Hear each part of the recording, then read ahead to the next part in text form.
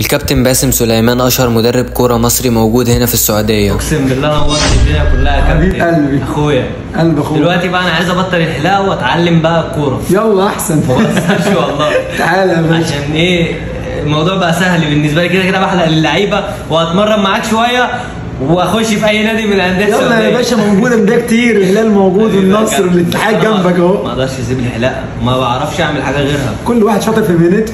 بس هنعمل ايه بقى؟ اللي انت عايزه.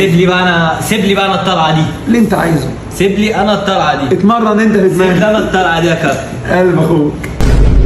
صدمتني كده ليه اللعبه دي؟ ايه ده؟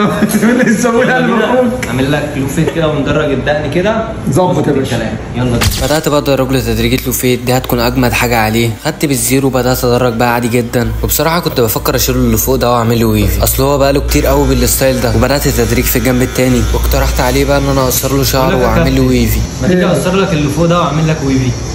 لا صعب قوي. والله انت جامد. انا بقالي كتير قوي قوي قوي يعني بربيه. زي ما عارف انت بقالك كتير بالستايل ده. انا عارف.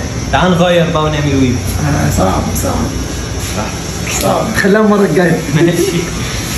وبدات بقى ادرج الدقن من الجنبين وهبدا احددها واخفها له شويه من تحت كده واسويها له. وده بقى كان شكل التدريجه وانا بفنشها بالمقص.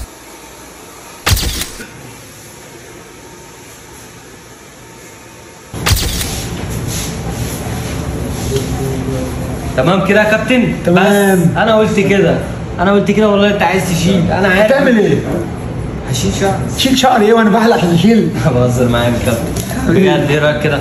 لا حبيب قلبي، الله ينور وتسلم ايدك ونورت السعوديه. بنورك يا كابتن. ارجع بقى ولا ايه؟ لا خليك هنا معانا يا عم، مفيش حلاقين هنا. حبيبي يا كابتن. حبيب قلبي. يا كابتن. حبيبي.